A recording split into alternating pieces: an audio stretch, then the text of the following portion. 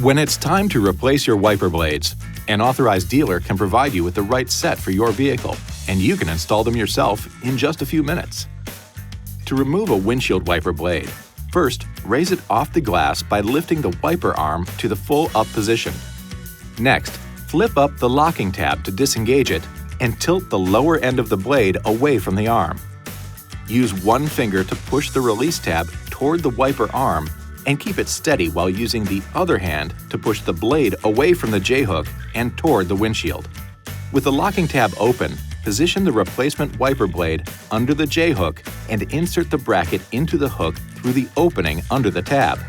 Slide the wiper up until it clicks, and then snap the tab into the locked position. Now, just lower the wiper blade onto the glass and repeat the process for the other side.